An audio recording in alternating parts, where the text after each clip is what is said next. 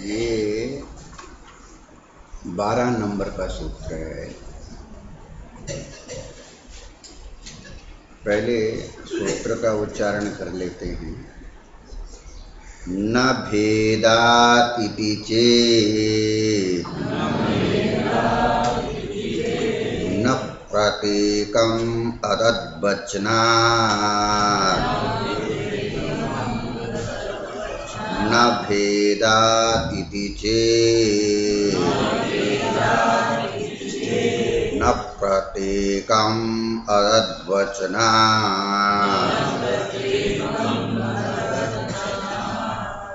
ये पहले जो न शब्द आया है ये थोड़ा सिद्धांती की बात का प्रतिकार कर रहा है, सिद्धांति की बात को इनकार कर रहा है। क्यों कर रहा है? ननु सर्वत्र वेदांतेषु निर्विशेषमेव ब्रह्म उपदिश्यते इति युक्तम न। जो आप ये कह रहे हैं कि संपूर्ण वेदांतों में निर्विशेष ही ब्रह्म का निरूपण है, ये बात युक्ति युक्त नहीं है। युक्ति युक्त बात नहीं है ये आपने कह दिया, लेकिन युक्ति युक्त बात क्यों नहीं है? हेतु तो कोई होना चाहिए ना भाई। साध्य का जो निश्चय है वो हेतु से होता है। बिना हेतु के किसी साध्य का आप निश्चय नहीं कर सकते। ना आप कह रहे हैं, उसका कहले कहते हैं भेदात्। उसका उत्तर दे रहा है, पूर्व पक्षी उत्तर दे रहा है भेदात्, क्योंकि प्रतिविद्यम परस्य चतुष्पादादि आकार भेदेन भेदात्। क्योंकि श्रुति के अंदर परमात्मा के चतुष्पादादि रूपों का वर्णन आया। अब वो भी चतुष्पादादि रूपों का जो वर्णन आया है वो कहाँ आया है मालूम है आपको? मांडुक्य में।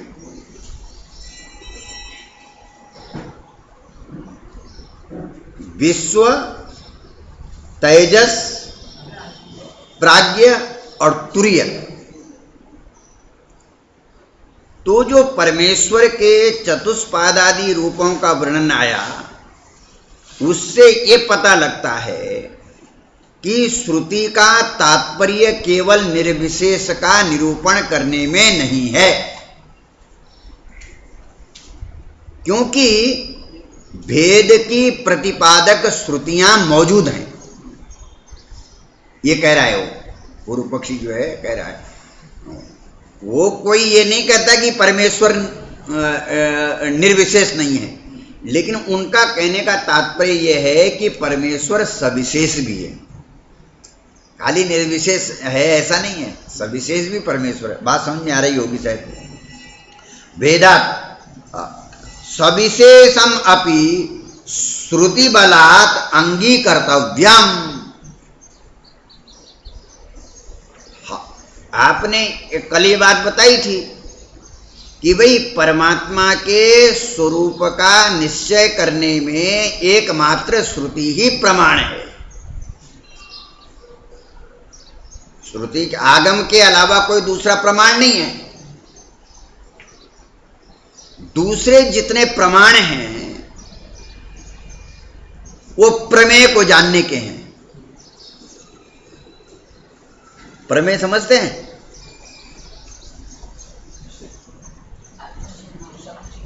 प्रमेय मैंने सृष्टि, विषय। प्रमेय बोलते हैं विषय के लिए। देखो, भाष्यकार ने दो शब्दों का प्रयोग किया, विषय विषयिणो, और भामतीकार ने उसके लिए कह दिया अहम और इदम। इदम का अर्थ हो गया ये, अहम का अर्थ हो गया मैं। तो हमारे पास में जितने प्रमाण हैं, कान नाक आदि जितने प्रमाण हैं, ये सब विषयों को जानने में इनकी प्रामाणिकता है। लेकिन विषयी परमात्मा को जानने में इनकी कोई आप इतने दिन, आपकी उम्र भी 60 70 75 तो हो गई, इतने दिनों में आपने कभी मैं को जाना?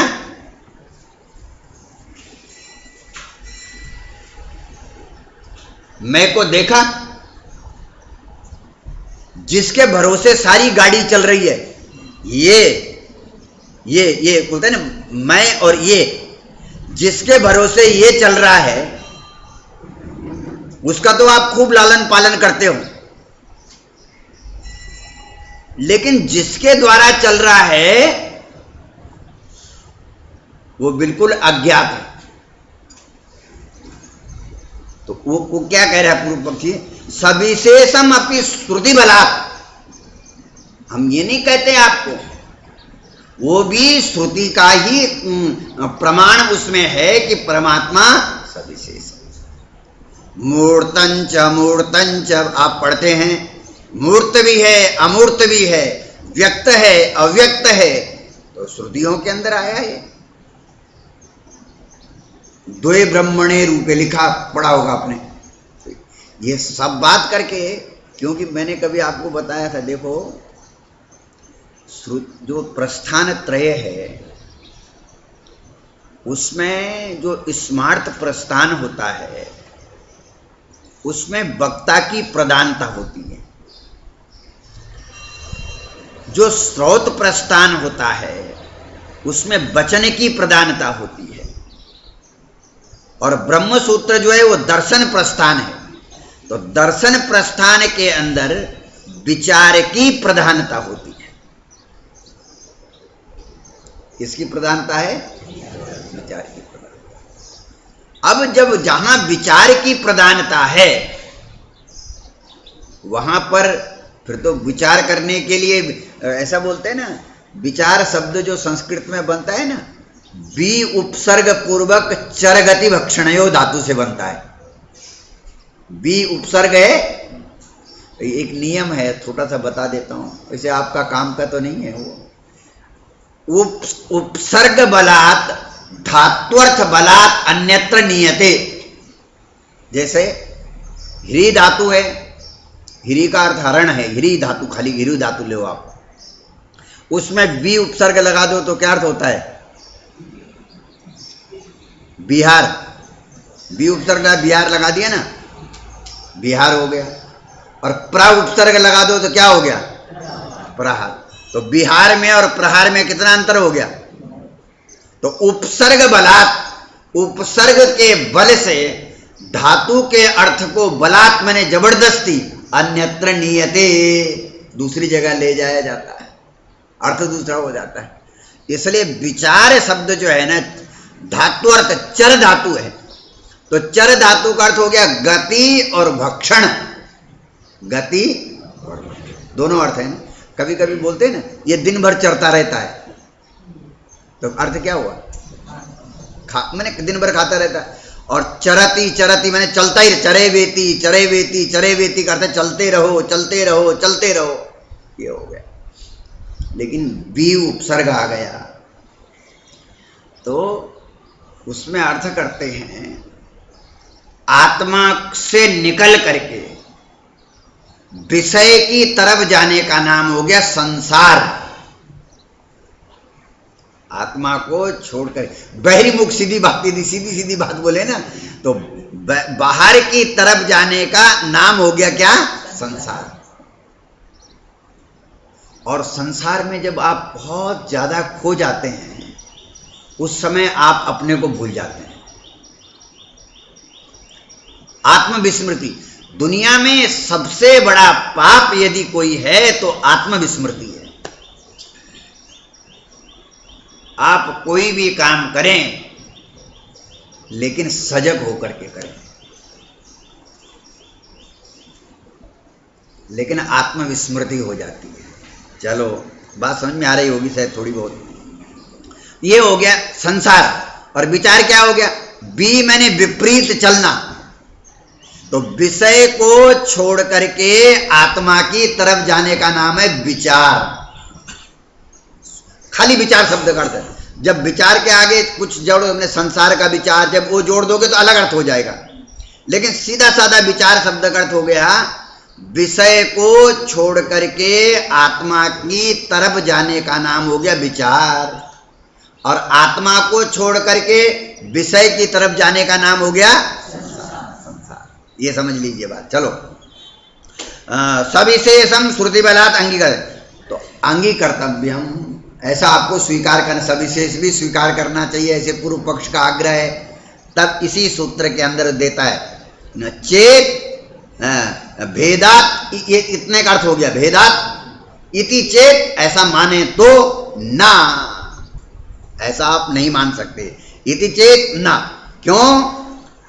प्रत्येकम अतद वचनात्। प्रत्येकम का अर्थ क्या होता है? प्रत्येकम प्रति उपाधि, हर उपाधि का श्रुति ने क्या किया? अतद वचनात्। ये नहीं, ये नहीं, ये नहीं, ये नहीं, ये नहीं, ऐसा कहा। बात समझ में आई कि नहीं? और किसी एक में जाकर के रुक गया। अनेक का निषेध करने के बाद वो किसी एक में रुक गया। अतद वचनात्। सूत्र का अर्थ लग गया? अभी लगा ना? सूत्र का अर्थ कोई तकलीफ नहीं है, बढ़िया हो गया। चलो अच्छा। अथापि स्यात् यद उक्तम निर्विकल्पमेव ब्रह्म न अस्य स्वतः स्थानतो वा उभयलिंगत्वम तन्न उपपद्यते। ये थोड़ा पूर्व पक्ष का ही है। ये पूर्व, इतना अंश जो है ना पूर्व पक्ष का। स्याद यद उक्तम निर्विकल्पमेव ब्रह्म, एव शब्द दे रहे हैं ना, अन्य योग व्यवच्छेद। तो आप जो सविशेष ब्रह्म का निषेध करते हो, न उपाधि से उसमें स्वीकार करते हो और न स्वतः उसमें भेद स्वीकार करते हो, ये तन्न उपपन्नम, यह बात युक्ति युक्त नहीं दिखाई देती। युक्ति युक्त नहीं दिखाई, श्रुति युक्त तो है ही नहीं। क्योंकि श्रुति ने तो स्पष्ट रूप से जो है ना, द्वे ब्रह्मणे रूपम मूर्तम च मूर्तम च, ब्रह्म के दो रूप हैं, मूर्त और अमूर्त। तो जब श्रुति ने ब्रह्म के दो रूपों का निश्चय किया, मूर्त और अमूर्त का, तो फिर ये जो बात है, ये बात बराबर लगती, अच्छा श्रुति के द्वारा भी नहीं लगती। और वो साथ में एक बड़ी मजेदार उन्होंने बात क्या कहे, तन्न उपपद्यते, युक्ति से भी वो बात बैठती नहीं है। श्रुति से तो बैठती ही नहीं है, लेकिन युक्ति से भी नहीं बैठती। आप लोग हमेशा क्या कहते हो, क्या है, एक बड़ा सुंदर वाक्य आता है, श्रोतव्य श्रुति वाक्येभ्य मंतव्यस्य उपपत्ति। आप हमेशा यही कहते हो, श्रुति वाक्यों से श्रवण करो। और एक और भी कुछ है, बहुत सुंदर आता है, एते दर्शन हेतवा श्रुत्वाच मत्वाच सततम ध्यायेत एते दर्शन हेतवा। श्रुति वाक्यों के साथ श्रवण करे, युक्तियों से मनन करे, और मत्वाच सततम ध्यायेत एते दर्शन हेतवा। आत्म साक्षात्कार का हेतु क्या है? आत्म साक्षात्कार, पहले आचार्य के पास में जाए, श्रुति वाक्यों के द्वारा श्रवण करे, युक्तियों के द्वारा विचार करे, और विचार करने के बाद सततम ध्यायेत, फिर उसका ध्यान करे। ध्यान का अर्थ क्या है? ध्यान करे उसका, फिर उस प्रकार से उसका चिंतन करे। मत्वाच सततम ध्यायेत एते दर्शन हेतवा, ये आत्म साक्षात्कार के ये हेतु हैं। आत्म साक्षात्कार का कोई दूसरा हेतु नहीं है। भर्तृहरि ने लिखा, सब देखा हमने, आत्म साक्षात्कार करने के लिए निकले, इस गुफा में गए, उस गुफा में गए, उसकी सेवा की, उसकी सेवा की, लेकिन प्राप्तम न किंचित फलम, तुमको सही सही बताता हूं, कुछ फल पाया नहीं। क्योंकि आत्मदर्शन का जो उपाय है, उस उपाय को हमने अपने जीवन में अपनाया नहीं। क्योंकि आप अपना कान कितना भी साफ करो, लेकिन कान के द्वारा आप देख नहीं सकते हो। तो आत्म साक्षात्कार का जो हेतु है, आचार्य के पास में जाना, श्रुति वाक्यों के द्वारा ही श्रवण करना, युक्तियों से विचार करना, और विचार करने के बाद उसका सतत ध्यान करना, एते दर्शन हेतवा, वो दर्शन का हेतु बता दिया। बात समझ में आ रही होगी थोड़ी बहुत शायद। अच्छा, तन्न उपद्यते, ये बात जो है युक्ति युक्त नहीं लगती। तो श्रुति से भी बात समझ में नहीं आ रही और युक्ति से भी बात समझ में नहीं। बात समझ में आ गई? चलो, कस्मात, अरे भाई सिद्धांती बोल रहा है, आपको इतना प्रेम से समझाया, लेकिन फिर भी आप बोलते हो आपकी बात न श्रुति से युक्त है न युक्ति से युक्त है, श्रुति युक्ति विरुद्ध है। तो क्यों ऐसा क्यों बोल रहे हो आप? बोले भेदात, भेदात। वैसे अद्वैत शब्द का अर्थ जो है क्या है मालूम है?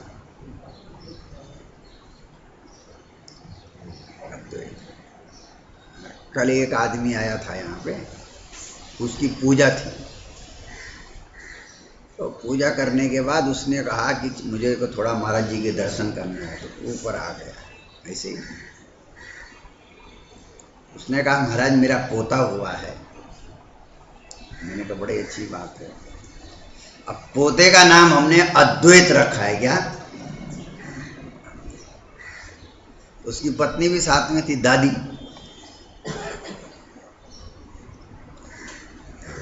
मैंने कहा बड़ी अच्छी बात है। बोला पंडित जी ने उसका बड़ा अच्छा अर्थ बताया। किसका? अद्वैत का। मैंने कहा क्या अर्थ बताया पंडित जी ने? बोले जिसके जैसे कोई दुनिया में नहीं है।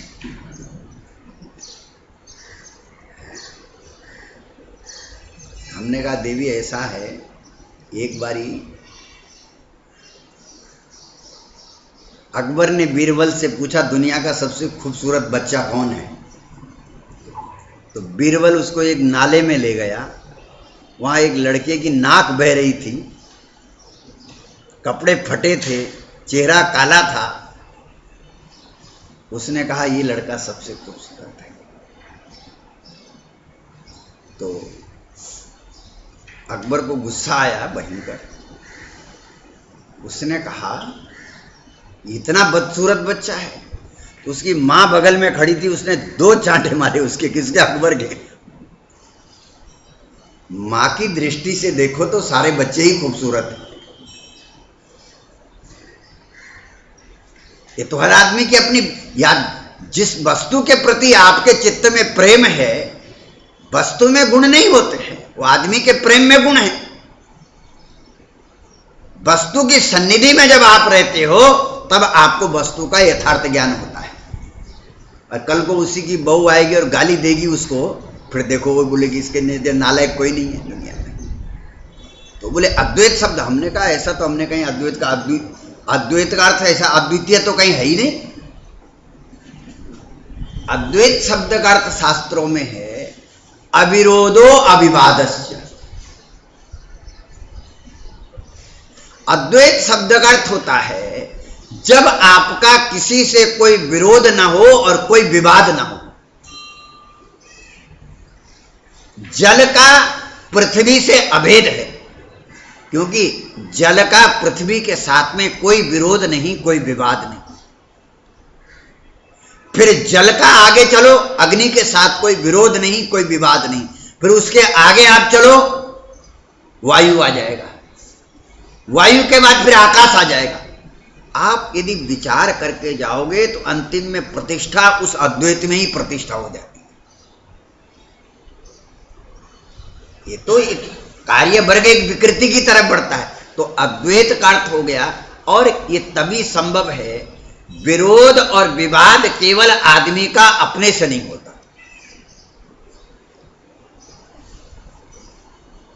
जहां पर दूसरा होगा वहां पर विरोध भी होगा और विवाद भी होगा, लेकिन जहां पर दूसरा नहीं होगा वहां पर न विरोध होगा और न विवाद। बात समझ में आई? भेदात, श्रुति भेद का प्रतिपादन कर, क्यों? भिन्ना ही प्रतिविद्यम ब्रह्मणा आकारा उपदिश्यन्ते। प्रतिविद्यम का अर्थ समझते हैं क्या होता है? प्रत्येक विद्या में, हाँ, जैसे दहर विद्या है और कई कई विद्याएं आई हैं, तो प्रत्येक विद्या में परमात्मा के स्वरूप को भिन्न भिन्न बताया गया। तो ये परमात्मा के स्वरूप को जो भिन्न भिन्न बताया गया, ये श्रुति में ही बताया गया,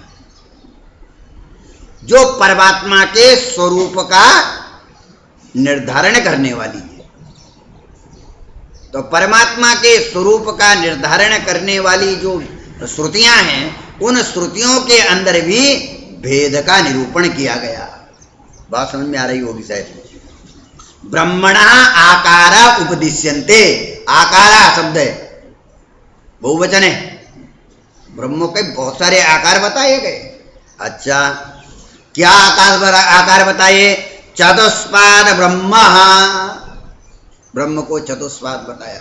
आपने पढ़ाई है उसको, तो मांडुक्य के अंदर बहुत सुंदर निरूपण किया गया। लेकिन एक बात तो बताई गई वहां भी, यदि विचार करो, वहां एक भाष्यकार ने एक दृष्टांत दिया, बड़ा प्यारा दृष्टांत दिया। एक कोई जादूगर है और वो जादूगर रस्सी को आकाश में फेंकता है, और फिर वो जादूगर उस रस्सी को हाथ में हथियार लेकर के उस रस्सी के ऊपर चढ़ता है, और फिर ऊपर कुछ लड़ाई होती है, किसी के हाथ पांव नीचे गिरते हैं। तो विचार करो, वो जो रस्सी है ना, वो अवस्थाएं हैं, जागृत, स्वप्न और सुसुप्ति। जरा समझना, बहुत बारीक चीज है ये थोड़ी सी। जागृत स्वप्न, अब उस पर चढ़ कौन रहा है? जागृत की रस्सी पे से विश्व चढ़ रहा है, स्वप्न की रस्सी पे प्राज्ञ चढ़ रहा है, और सुसुप्ति की रस्सी में तेजस चढ़ रहा है। वो चढ़ने वाले जो तीनों हैं वो एक ही हैं, एक जैसे हैं, जो चढ़ता है। और रस्सी पर जो चढ़ने वाला जादूगर है, भाष्यकार ने बड़ा सुंदर वहां समाधान दिया, पढ़ना मांडुक्य कभी कभी।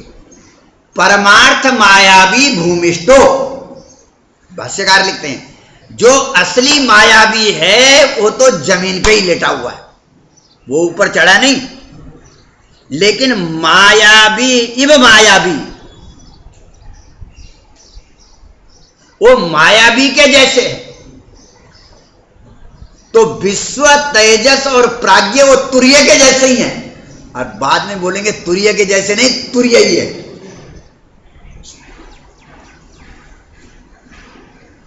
वो जो चढ़ा असली तो नीचे है, तो भेद तो दिख रहा है। और वो एक दूसरे को मारता है ऊपर।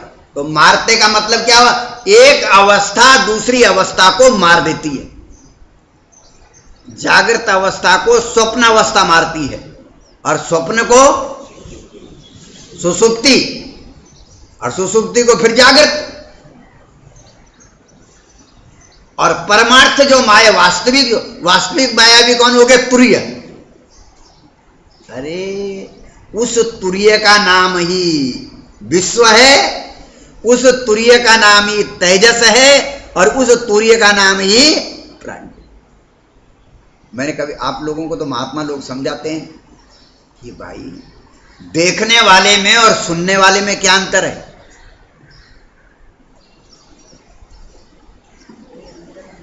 देखता कौन है? मैं। सुनता कौन है? मैं। अब लेकिन श्रवण और दर्शन जो दोनों क्रियाएं हैं, इन क्रियाओं में जमीन आसमान का अंतर है। लेकिन जो श्रवण का और दर्शन का करता है, उस कर्ता के स्वरूप में कोई भेद, इसलिए ब्रह्म जो है वो निर्विशेषी है, सविशेष नहीं हो सकता। वो तो खाली एक उसमें आंख को लेकर के एक कल्पना। अब बिजली को आप क्या बोलोगे मेरे को बताओ? आप विद्युत को आप क्या कहेंगे? ये ठंडा करती है कि गर्म करती है?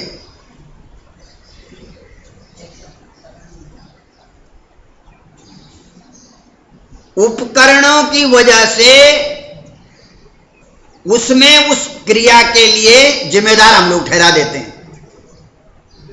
हाँ, उपकरणों की वजह से उसको, उपकरणों की वजह से ही तो बैठाते हैं। वो कहते वही तो बताते हैं ना कि सब परमात्मा है। अर्जुन ने कृष्ण को पूछा तू कौन है? लिखा है वहां, भीता भीता प्रणम्य। जिसके साथ टहलता था, अर्जुन ने कहा ना, बिहार सय्यासन भोजनेसु, जिसके साथ घूमने के लिए जाता था, जिसके बगल में सोता था, जिसके साथ में बैठता था, जिसके साथ बैठ के खाता था, उसको जब उसने भगवान ने अपना कुछ दिखाया चमत्कार उसको, तो डर गया। वो बोला कौन है तू? अर्जुन जैसा व्यक्ति पूछ रहा है। तो अर्जुन ने कहा, कृष्ण ने कहा उसको, कालोस्मि लोकक्षय कृत प्रवृद्धो लोकान समाहर्तुमिह प्रवृत्ता। इसलिए मृत्यु और जीवन कोई और नहीं है, मृत्यु और जीवन वही है। इसलिए हिंदू संस्कृति के अंदर मृत्यु को जीवन का विरोधी नहीं माना। क्या माना? जीवन को संयमन करने वाला जो है वो मौत है, जीवन को समेटने वाला, जीवन को नियंत्रित करने वाला। तो जो जिसको नियंत्रित करता है वो उसका दुश्मन नहीं होता, उससे बड़ा मित्र तो कोई होता ही नहीं है। जीवन को समेट लेता है। इसलिए बता रहे, चलो चतुष्पाद ब्रह्म षोडश कलम ब्रह्म वामनित्वादि लक्षणम, छोटा और त्रैलोक्य शरीरमेव, छोटा से छोटा और त्रैलोक्य वैश्वानर शब्दोदितम ब्रह्म इत्येवं जातीयकः तस्मात् विशेषत्वम अपि ब्रह्मणो अभ्युपगंतव्यम। यहां तक पूर्व पक्ष यहां तक हो गया है। सविशेषतम वो जो है सभी ब्रह्म को आप सविशेष भी कहना, खाली निर्विशेष मत कहो आप, क्योंकि ये वास्तविक में आग्रह है। लेकिन जो मैंने आपको परसों बताया ना, जिसने कहा पृथ्वी घूमती है, उसके लिए कहा कि लिख दो तुम, तो तुम्हारे को माफ कर देंगे कि पृथ्वी नहीं घूमती। उसके मन में यही विचार आया कि मैं लिख दूं कि पृथ्वी नहीं घूमती, तो क्या पृथ्वी नहीं घूमेगी क्या? वस्तु के स्वभाव में कोई अंतर आने वाला, तो भले ही अब मैं तुमको बोल दें कि भाई परमात्मा सविशेष है, लेकिन है नहीं वो सविशेष। ये अहम जो है ये सविशेष है ही नहीं। सविशेष की प्रतीति हो रही है उसमें, और वो भी किसके द्वारा हो रही है? उपाधि वसात। ऐसा कैसे कह सकते हैं? एक आदमी गीजर में के नीचे बैठ के नहा रहा है, गरम गरम पानी गिर रहा है बिजली से, और एक आदमी जो है एसी में बैठ करके ठंडी हवा ले रहा है, और बिजली चली गई अचानक, तो क्या हो गया फिर?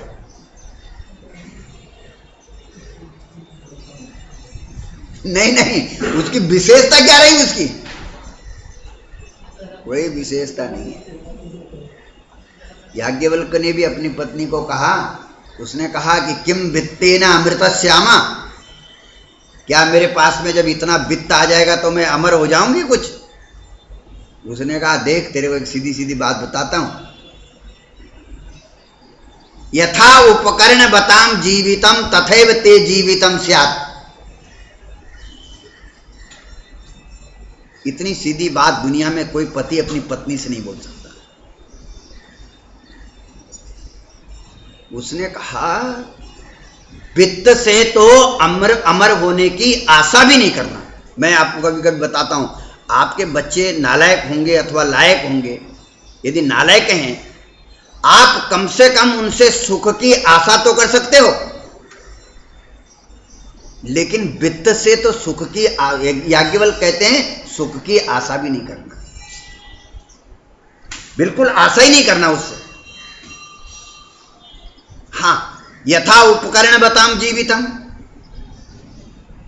अरे उपकरण भी आनंद तभी देते हैं जब आपके अंदर सामर्थ्य है।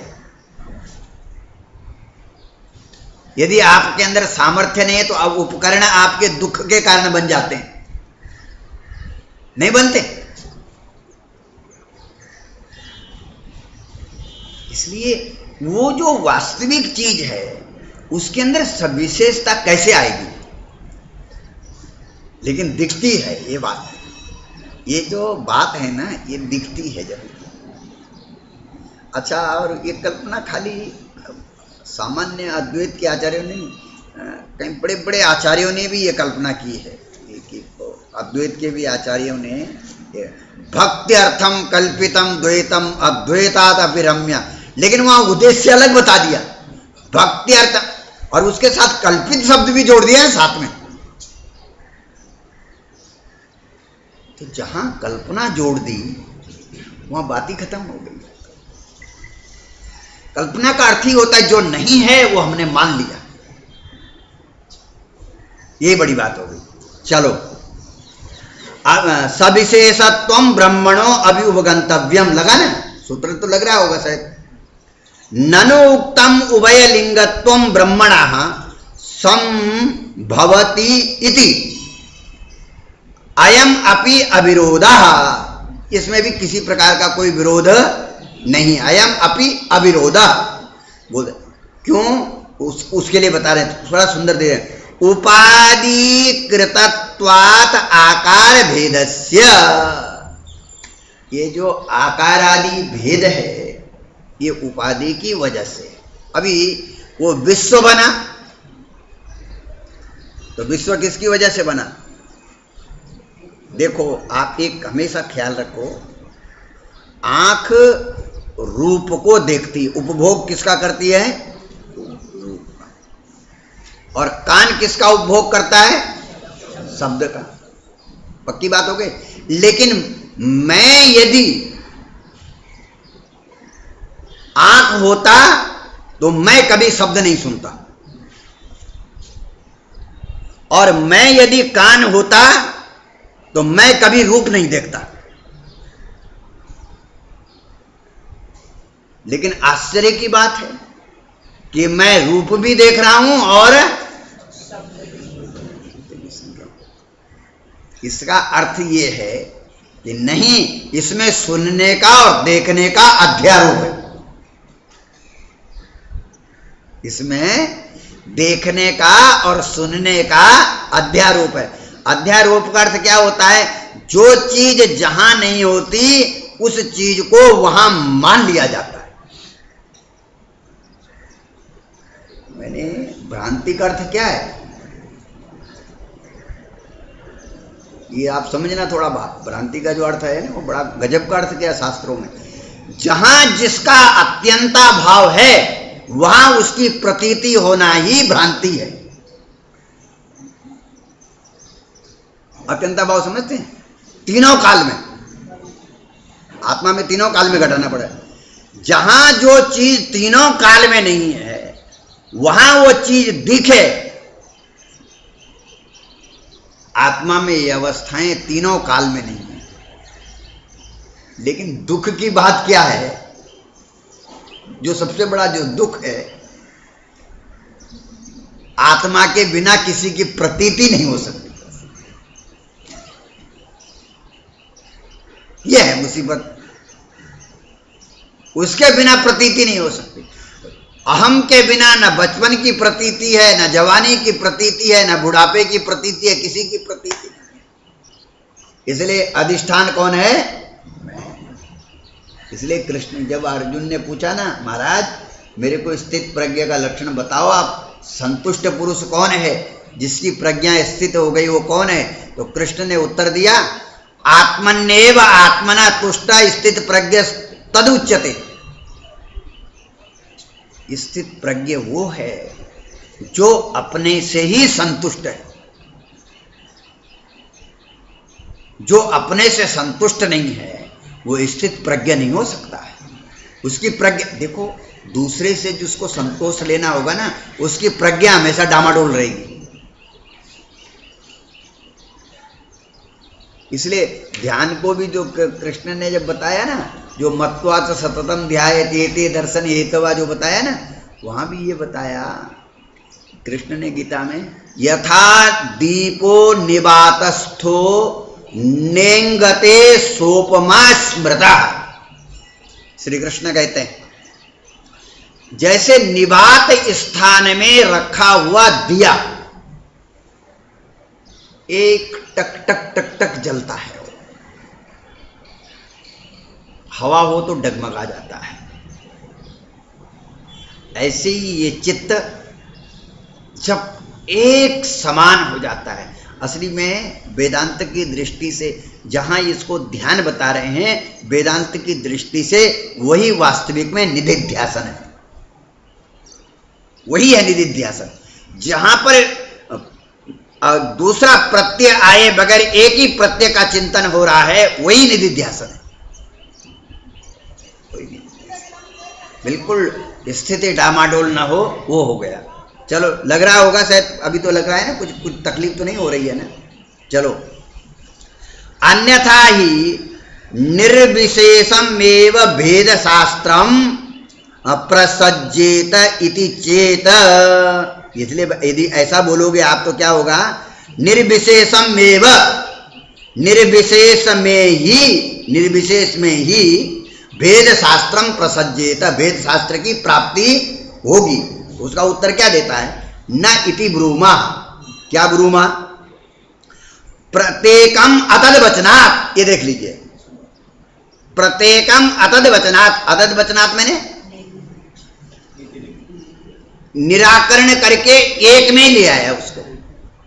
अतद वचन बोलते हैं ये नहीं, ये नहीं, उसका नाम ही अतद वचन है। अतद, ये तद की निवृत्ति करता है और फिर वो एक में उसको ले जाता है जाकर, उसी का नाम है अतद वचनात्। अतद वचनात् कैसे? ये उपाधि का निषेध करेगा ना, अतद, ये नहीं, ये नहीं, ये नहीं, इसका नाम है अतद वचनात्। प्रति उपाधि भेदम, प्रत्येक उपाधि का जो भेद है, ही अभेदम एव ब्रह्मणा श्रावयति शास्त्रम। ये देख लो, आप ये समझ लो, भाष्यकार कहते हैं जो अज्ञात का ज्ञापक जो शास्त्र है, प्रत्येक भेद को अभेद में ही ले जाता है। आप देख लीजिए, आप यदि थोड़ा भी अपने जीवन में विचार कर दीजिए, जितने भी भेद हैं ये सब अहम में जाकर के सब अहम के लिए हैं।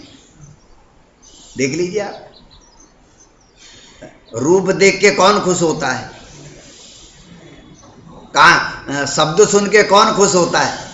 अच्छा रस खा के कौन खुश होता है? विचार कर लीजिए, जितने भेद हैं ये अंतिम में जाकर के अभेद को ही प्रसज्जित, मैंने अभेद को, एक को ही प्राप्त हो। मैंने कहने का तात्पर्य सीधा आप समझ लो, ये तो मैं ऊपर से आपको समझा रहा हूं, दिमाग में घुस जाए इसलिए। लेकिन प्रत्येक जो भेद है ये अंतिम में जाकर के, ये जितने अनेक हैं ये एक में ही जाकर के समाहित हो जाते हैं। वो कौन है? अहम। उसी के लिए सब कुछ है, जितनी प्रक्रियाएं हैं सब। अच्छा, दूसरी बात आप एक समझ लेना, खाली ये बात खाली ऊपर से कहने के लिए नहीं है। खाली जो बात मैंने कभी कभी हम थोड़ी बहुत पुराने महात्माओं से कभी कभी बात करते रहे ना, वो कहते हैं बात ऊपर से नहीं है, आप मानो सब। अरे भाई भगवान को कभी बोलते इतना सुंदर श्रृंगार किया, ये किया, अपने लोग प्रशंसा करते हैं। अरे भाई करने वाला कौन है वो तो देखो आप। जिस मंदिर में पुजारी नहीं होता उस मंदिर की क्या दशा हो जाती है। अरे रामकृष्ण परमहंस के समय में जो काली का मंदिर था वो आत्म साक्षात्कार का हेतु था। अभी खाली बकरे कटते हैं वहां। व्यक्ति का महत्व है। आप हैं तो भगवान की पूजा है, आप हैं तो पाठ है, आप हैं तो सब कुछ है। और यदि आत्मदेव ही नहीं है तो बात खत्म हो गई। इसलिए उस आत्मदेव की विस्मृति करके हम बाहर की चीजों में लग जाते हैं। ये आप ये समझना, मैंने कभी आपको बताया था कि स्वामी दयानंद जी महाराज ने अपनी आत्मकथा में जो उनके बारे में लिखा गया है, वो रामकृष्ण परमहंस जी से मिले थे। रामकृष्ण परमहंस से बड़ा कोई मूर्ति पूजक भारतवर्ष में नहीं हुआ। मूर्ति जिसके साथ में बात करती हो, इतना बड़ा पुजारी दुनिया में कौन हो सकता है। उनको विवेकानंद ने कहा कि महाराज आपको इतनी बड़ी तकलीफ है, ये देवी रोज आपके सामने प्रकट होती है, इससे मांगो ना। तो रामकृष्ण परमहंस ने कहा इसको पता नहीं है क्या,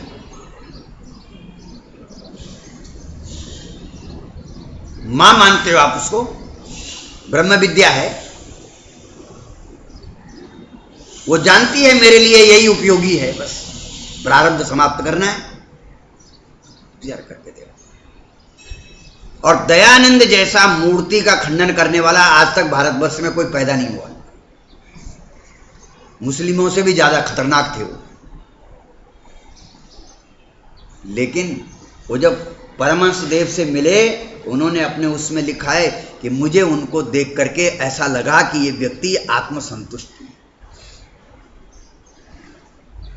सवाल ये है कि आप देख क्या पाते हैं। जड़ में भी यदि आप चेतन के दर्शन कर पाते हैं तो बात खत्म हो गई।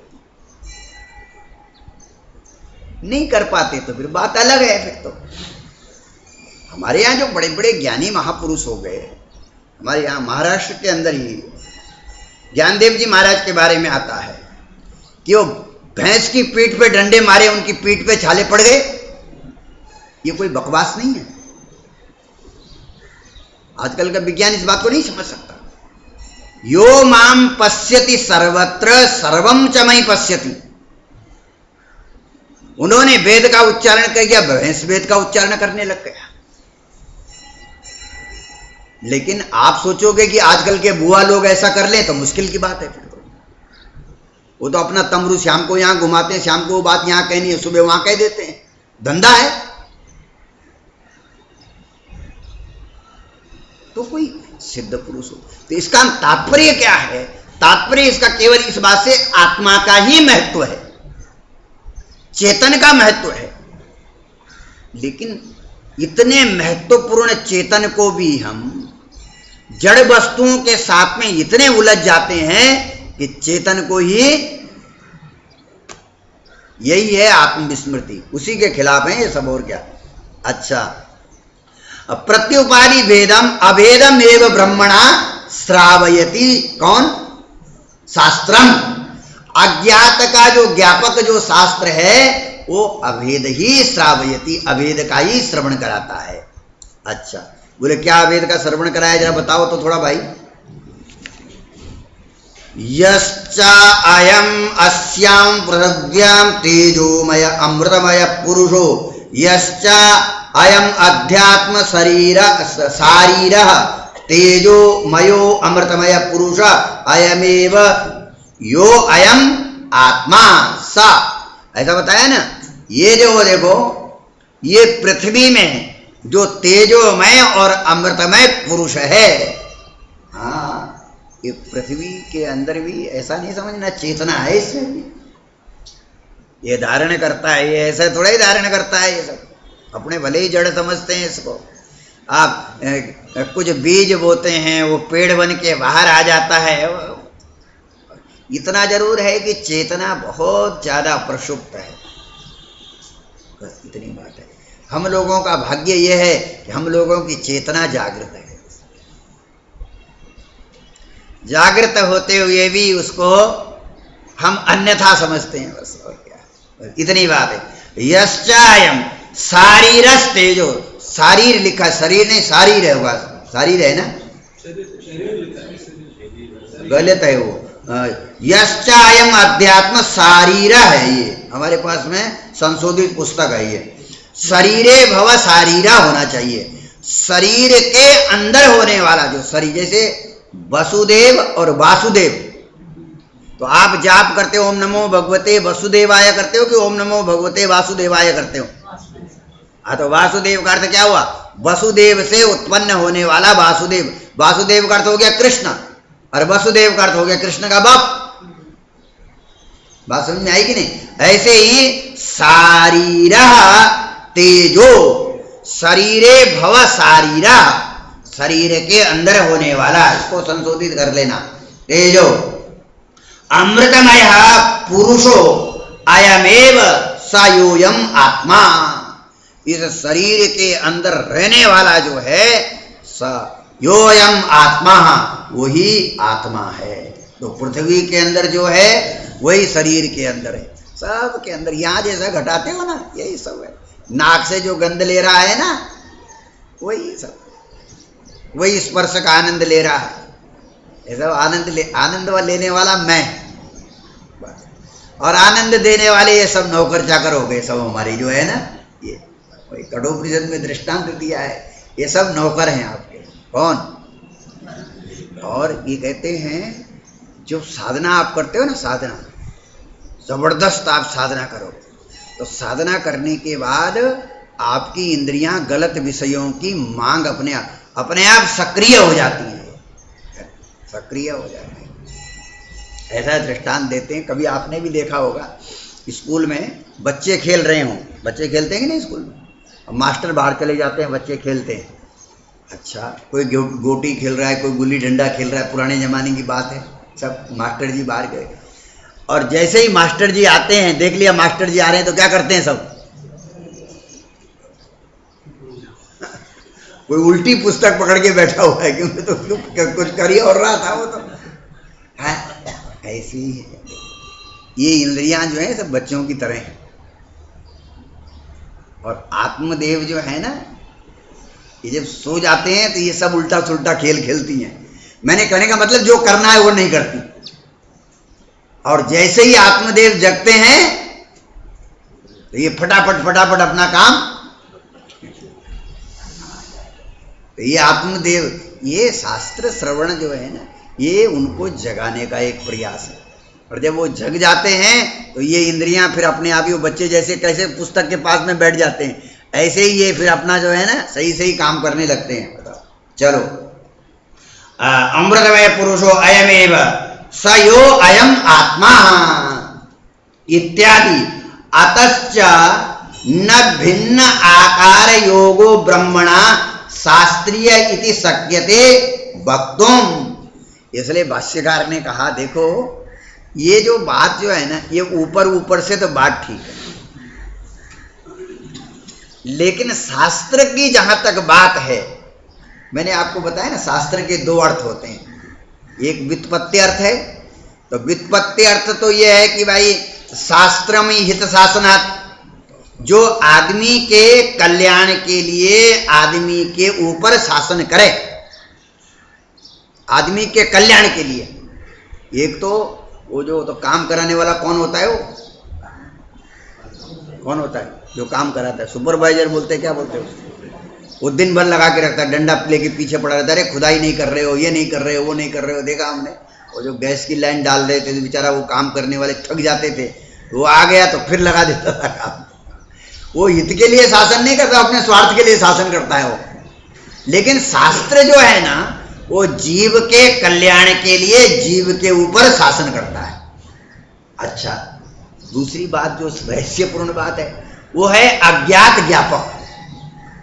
ये शास्त्र की विशेषता यह है कि जो वस्तु हमें ज्ञात नहीं है, द्वैत तो हमको ज्ञाती है, भेद तो हमको ज्ञाती है, तो शास्त्र भेद का ज्ञान नहीं कराता। जो अभेद है और अभेद का हमको ज्ञान नहीं है, उस वस्तु का ज्ञान शास्त्र कराता है। यही भाष्यकार कहते हैं, शास्त्रीयम इति शक्यते वक्तुम भेदस्य उपासनार्थत्वात् अभेदे तात्पर्यम। बहुत सुंदर भाष्यकार ने अंतिम में समापन कर दिया। भेद का उपासना के लिए, उपासना का अर्थ क्या हुआ? मैंने परमात्मा के समीप जाने के लिए, समीप उप कहते हैं समीप के लिए, और आसना, आसना शब्द संस्कृत में बनता है असभूई धातु से। आसन शब्द का अर्थ क्या होता है? असभूई, जहां पर आप स्थिर हो जाते हैं। तो परमात्मा के समीप पहुंचने के लिए उपासनार्थम, परमात्मा के समीप। तो परमात्मा के समीप का अर्थ क्या है? प्राप्त की प्राप्ति है वो तो, या सामीप्य का अर्थ होता है जो विस्मृति हो रखी है ना, उस विस्मृति को स्मृति में लाने के लिए, और कुछ नहीं है। भेदस्य उपासनार्थत्वात्, और तात्पर्य क्या है? अभेदे तात्पर्यम। तात्पर्य जो है उसका अभेद में है, वो आत्मदेव की अनुभूति में ही तात्पर्य है। और उपासना के लिए भेद थोड़ा कर दिया, उपासना के लिए। तो उपासना वो सोदेश्यक भेद है, सोदेश्यक भेद है वो। उद्देश्य क्या हो गया? उपासना। लेकिन असली में उसको तो आत्मज्ञान की प्राप्ति करनी, इसलिए बता दिया इन्होंने तात्पर्य होने से। तात्पर्य पंचमी का एक वचन है। तात्पर्य क्या है उसका? तात्पर्य से अभेदे, तात्पर्य क्या है उसका? अभेद के अंदर है। ओम पूर्णमदः पूर्णमिदं पूर्णात्